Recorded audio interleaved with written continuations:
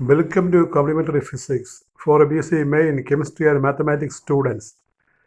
Complementary Physics Semester 2, Class number 2, Diffusion, Graham's Law Problems.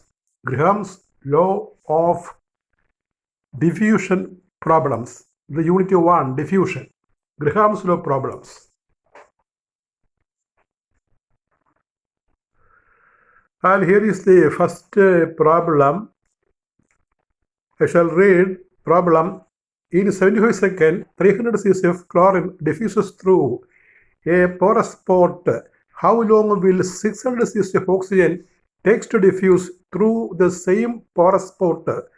The molecular weights of oxygen and chlorine are 32, and 71 respectively. In 75 seconds, 300 cc of chlorine diffuses through a porous spot. How long will 600 cc of oxygen takes to diffuse through the same porous spot? The molecular weights of oxygen and chlorine are 32 and 71 respectively. ഇവിടെ ഒരു porous സ്പോട്ടിലൂടെ chlorine diffuse ചെയ്യുന്ന കാര്യം പറയുകയാണ്. 300 cc ആ chlorine diffuse ചെയ്യാൻ 75 second വേണം. അതുപോലെ അതേ പോറസ് സ്പോട്ടിലൂടെ 600 cc ഓക്സിജൻ ഡിഫ്യൂസ് ചെയ്യാൻ എത്ര സമയം വേണ്ടിവരും എന്നാണ് ചോദ്യം. ഓക്സിജൻ്റെയും ക്ലോറിൻ്റെയും മോളിക്കുലർ വെയിറ്റ് 32, 71 എന്നിങ്ങനെയാണ്.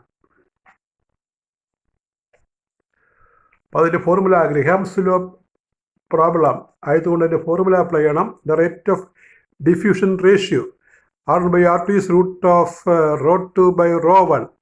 R1 and R2 are rates of diffusion, and ρ1, ρ2 are the densities of the gases. But you know rho proportional to m, because rho density is mass by volume. For the given volume, density proportional to mass. Therefore, we write rho proportional to m. So the above equation becomes R1/R2 is root of m2 by m1. The equation R1/R2 equal to root of ρ2 by ρ1, we can write as R1/R2 is root of m2 by m1. Equation number 1. The reason is density proportional to molecular mass. R1 rate of diffusion for chlorine, that is V by T, 300 by 75 seconds. The values are given in the question. For oxygen, R2 is 600 by T. Put these two values in the above equation, we get R1/R2 is root of 32 by 71. That is 300 by 75 by 600 by T is equal to root of 32 by 71. Further we simplify. That is 300 into T by 75 into 600. മറിച്ച് എഴുതി ഗുണിക്കുകയാണ്. Root of 32 by 71. That is in the LHS we get T by 150. 300 cancels. T by 150 is root of 32 by 71. Cross multiply. T is 150 into root of 32 by 71. നമ്മൾ root of 32 by 71 കാണുമ്പോൾ അത് കിട്ടുന്നത് 0.6713 എന്നാണ്. Therefore, T is equal to 150 into 0.6713. That is T is equal to 100.7 seconds.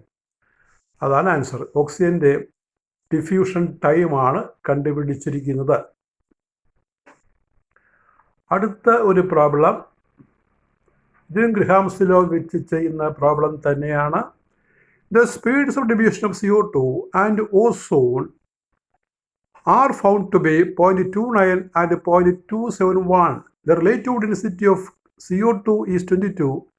Find the RD, relative density of ozone. അപ്പോൾ density കണ്ടുപിടിക്കാൻ വേണ്ടിയാണ് relative density. ഇപ്പോൾ CGS relative density തന്നെയാണ് ഡെൻസിറ്റി എന്ന് പറയുന്നത് CGS സിസ്റ്റത്തിൽ.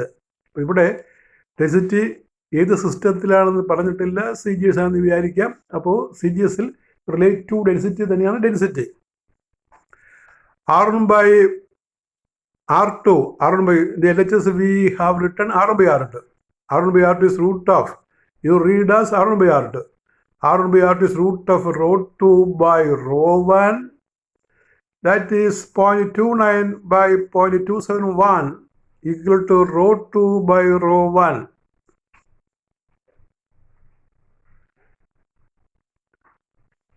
The rate of diffusion are given.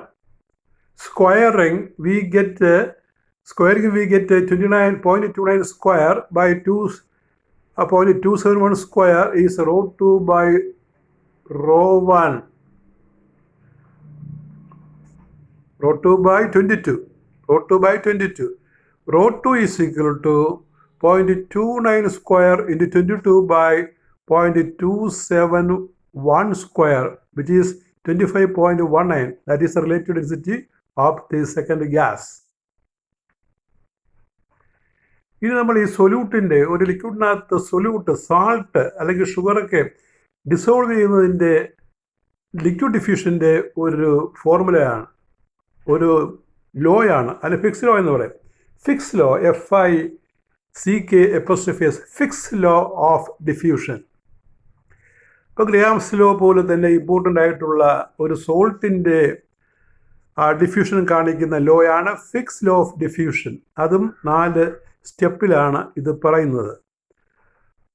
This law, the Fick's law states that the rate of diffusion in any direction, ഏതെങ്കിലും ദിശയിൽ ഒരു സൊല്യൂട്ടിൻ്റെ ഏതെങ്കിലും ദിശയിലുമുള്ള rate diffusion depends on the nature of the solute increases with the temperature is directly proportional to the area through which diffusion takes place. Area, and number 4 is directly proportional to the concentration gradient C1 minus C2 by X. Concentration gradient is C1 minus C2 by X. Fick's law of diffusion states that the rate of diffusion in any direction depends on the nature of solute. 2 increases with temperature. 3 is directly proportional to the area through which diffusion takes place. Capital A is directly proportional to the concentration gradient C1 minus C2 by X. ഇത് ഹീറ്റിനകത്തുള്ള temperature gradient പോലുള്ള ഒരു ടേമാണ് concentration gradient. നമ്മൾ temperature gradient ഈ +1 ക്ലാസ്സിലൊക്കെ പഠിക്കും. T1 minus T2 by X. അതുപോലെ concentration density ഉണ്ടെങ്കിൽ 2 പോയിൻ്റ് എക്സ് അകലെ ലിക്വിഡിനകത്ത് 2 പോയിന്റിൽ ഡെൻസിറ്റി കോൺസെൻട്രേഷൻ C1 C2 ആണെങ്കിൽ C1 മൈനസ് C2 ബൈ എക്സിനെ വിളിക്കുന്ന പേരാണ് കോൺസെൻട്രേഷൻ ഗ്രേഡിയൻറ്റ്. അപ്പോൾ എന്താണ് ഒരു സൊല്യൂട്ട്, അതായത് കോമൺ സോൾട്ട് അല്ലെങ്കിൽ ഷുഗർ വാട്ടറിനകത്ത് ലയിക്കുന്നതിൻ്റെ ഡിഫ്യൂസ് ചെയ്യുന്നതിൻ്റെ ഒരു കണക്കാണ് അത്. ആ റേറ്റ് ഓഫ് ഡിഫ്യൂഷൻ ഒരു പ്രത്യേക ഡയറക്ഷനിൽ പ്രത്യേക ഏരിയയിൽ കൂടിയുള്ള ഡിഫ്യൂഷൻ്റെ തോത് എങ്ങനെ ഇരിക്കും? The rate of diffusion in any direction depends on the nature of solute. ആ സൊല്യൂട്ട് ലയിക്കുന്ന വസ്തു ഏതാണ് അതിനെ. ഇപ്പോൾ കോമൺ സോൾട്ടിന് ഒരു റേറ്റ് ഓഫ് ഡിഫ്യൂഷൻ ആണെങ്കിൽ ഷുഗറിന് വേറെ ഒന്നായിരിക്കും, മറ്റു സോൾട്ടുകൾക്ക് വേറെ ആയിരിക്കും. ഇൻക്രീസ് വിത്ത് ടെമ്പറേച്ചർ മാറിയാൽ കൂടിയാൽ പെട്ടെന്ന് ഡിസോൾവ്ഡ് ആകും, ഡിഫ്യൂസ്ഡ് ആകും. Is directly proportional to the area. അപ്പോൾ എത്രമാത്രം ഏരിയയിൽ കൂടിയാണ് ഈ സോൾട്ട് ലിക്വിഡിനകത്ത് വ്യാപിക്കുന്നത് ആ ഏരിയയെ ആശ്രയിക്കും. അതുപോലെ കോൺസെൻട്രേഷൻ ഗ്രേഡിങ്ങിനെ ആശ്രയിക്കും. അപ്പോൾ ഇതിൽ ആ 2 ലാസ്റ്റ് 2 സ്റ്റെപ്പ് നമ്മൾ ഉപയോഗിച്ച് ഈ അവസാനം പറയുന്ന ഏരിയ കോൺസെൻട്രേഷൻ ഗ്രേഡിയൻറ്റ് ആ 2 സ്റ്റെപ്പ് ഉപയോഗിച്ച് നമ്മളൊരു ഇക്വേഷൻ ഉണ്ടാക്കും. 4 സ്റ്റെപ്പ് ഇല്ല, 2 സ്റ്റെപ്പ്. ടെമ്പറേച്ചർ ഇവിടെ കൊടുക്കുന്നില്ല. അവസാനത്തെ 2 സ്റ്റെപ്പ് ഉപയോഗിച്ച് നമ്മളൊരു ഇക്വേഷൻ തയ്യാറാക്കുകയാണ്. Q proportional to A into concentration gradient C1 minus C2 by X. That is Q is equal to -KA dC by dx. ഈ C1 മൈനസ് C2 ബൈ എക്സിനെ നമ്മൾ എഴുതുന്ന രീതിയാണ് dC ബൈ dx. നമ്മൾ പഠിക്കുന്നതാണ് T1 minus T2 by X എന്നുള്ളത് dt by dx എന്ന് പറയും. അതുപോലെ C1 മൈനസ് C2 ബൈ എക്സിനെ നമ്മൾ dC ബൈ dx എന്ന് പറയും. അപ്പോൾ എന്താണ് ഫിക്സ് ലോ പ്രകാരം കിട്ടുന്നത്? Q is equal to -KA dC by dx, equation 1. ഇവിടെ ഈ മൈനസ് സൈന് ഒരു പ്രത്യേക മീനിങ് ഉണ്ട്, അതാണ് താഴെ നമ്മൾ പറയുന്നത്. Here K is called coefficient coefficient of diffusion or simply diffusivity.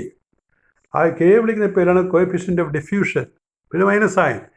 The negative sign shows that solute diffuses in the direction in which concentration decreases. The negative sign shows that the solute diffuses in the direction in which concentration decreases. അപ്പം ഏത് ദിശയിലേക്കാണ് concentration കുറഞ്ഞു പോകുന്നത് അങ്ങോട്ടാണ് ഈ solute diffuse ചെയ്ത് പോകുന്നത് എന്നാണ് ആ നെഗറ്റീവ് സൈൻ കാണിക്കുന്നത്.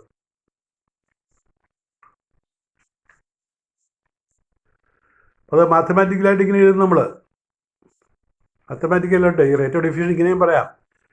Rate of diffusion Q = dm/dt or simply m/t where m is the mass of solute diffused in t second.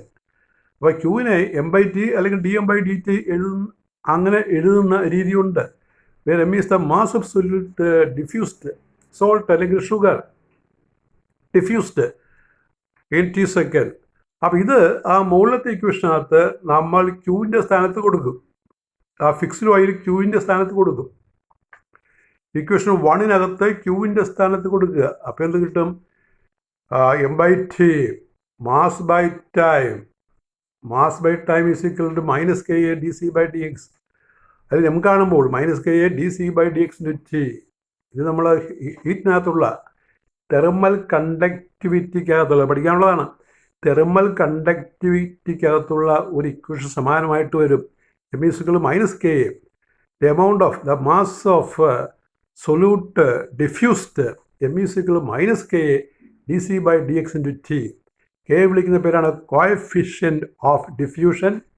A is the area of the section through which diffusion takes place. dc/dx is the concentration gradient and T the time for which diffusion happens. അപ്പോൾ അതിന് ഈ cake എന്താണ്? K coefficient of diffusion. K എന്ന് പറയുന്നത് coefficient of diffusion. അതിന് ഒരു ഡെഫിനിഷനും നമ്മൾ കൊടുക്കാറുണ്ട്. ആ definition of coefficient of diffusion m = -Ka dc/dx/t. Let A is 1 meter square, dc/dx is 1 and t is 1 second. Therefore, m = K. K numerically. അപ്പോൾ m എന്നുള്ള K ആയിട്ട് മാറും. ആ മുകളിൽ കാണുന്ന എയും dc/dxും ടിയും 1 വെച്ച് എടുക്കുകയാണെങ്കിൽ therefore coefficient of diffusion is defined as the mass of diffused substance that diffuses per second across unit area of a plane having unit concentration gradient. That's the definition. Coefficient diffusion is defined as the mass of diffused substance that diffuses per second across unit area of a plane having unit concentration gradient. Read it again number of times. Coefficient of diffusion is defined as the mass of substance that diffuses per second across unit area of a plane having unit concentration gradient.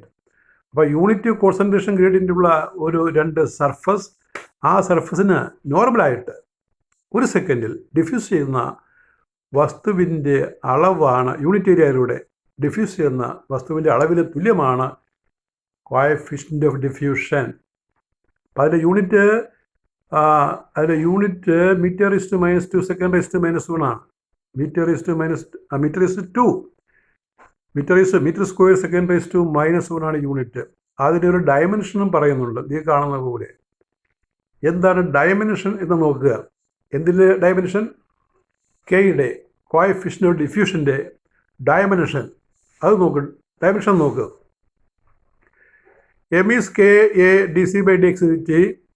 Therefore, K is m/a dc/dx/t. Right dimensions. അപ്പോൾ നമ്മളത് square bracket ഇട്ടാൽ dimension of K എന്ന് വായിക്കണം. Dimension of K is equal to മാസിൻ്റെ m, ഏരിയയുടെ square താഴെ, പിന്നെ D C by D എക്സിൻ്റെത് എം എൽ റൈസ് ടു -4 ആണ്, ടൈമിൻ്റെ ടി ആണ്. അപ്പോൾ D C by D X ഈ കോൺസെൻട്രേഷൻ ഗ്രേഡിയൻറ്റിൻ്റെ ഡയമെൻഷൻ കാണുന്ന സൈഡിൽ എഴുതിയിട്ടുണ്ട്. D C by D X is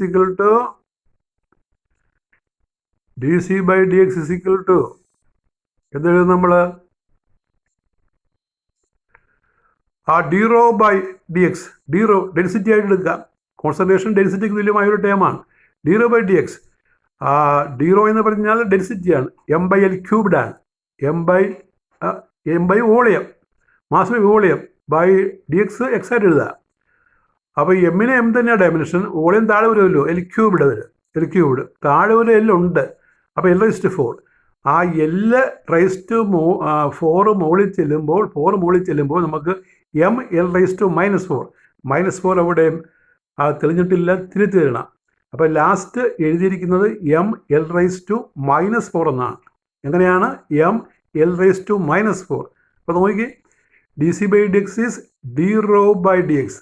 raw is M by V mass by volume by X. എമ്മിന് എം തന്നെ, വോളിയത്തിന് എൽ ക്യൂബ്ഡ്, താഴെ ഒരു എക്സിന് എൽ വരും. അപ്പോൾ എൽ റൈസ് ടു 4 ഒറ്റ സ്റ്റെപ്പിൽ കൊടുത്തിരിക്കുകയാണ്. എൽ റൈസ് ടു 4 ന്യൂമറേറ്ററിൽ വരുമ്പോൾ L raise to -4, M L raise to -4. അപ്പോൾ D C by D X എന്ന് പറഞ്ഞാൽ എം എൽ റൈസ് ടു -4. ആ -4 അവിടെ ആ മൈനസ് ഉണ്ട്, 4 തെളിഞ്ഞിട്ടില്ല, 4 കൊടുക്കണം. ആ വാല്യൂ ആണ് ഇവിടെ എഴുതുന്നത്, M by L square into M L raise to -4 T. M വെട്ടിപ്പോകും, എൽ ഗുണിക്കാം, എന്നിട്ട് എൽ റൈസ് ടു -2 മുകളിൽ പോകും. അപ്പോൾ L square T raise to -1. ഇതാണ് കെയുടെ ഡയമെൻഷൻ. എന്താണ് കെ എന്ന് പറയുന്നത്? കോഎഫിഷ്യൻ്റ് ഓഫ് ഡിഫ്യൂഷൻ അല്ലെങ്കിൽ ഡിഫ്യൂസിവിറ്റി. അപ്പോൾ ഇതിൽ നിന്ന് ചോദിക്കുന്ന ക്വസ്റ്റ്യന് 2 ക്വസ്റ്റ്യനാണ് കൊടുത്തിരിക്കുന്നത്. ആ ക്വസ്റ്റ്യൻ്റെ രീതി ഇതാണ്: state and explain fix law of diffusion. Number 2, define coefficient of diffusion, give it's unit and dimension. That is all with your second lecture on diffusion, semester 2 thermal physics. That is all. Thank you very much.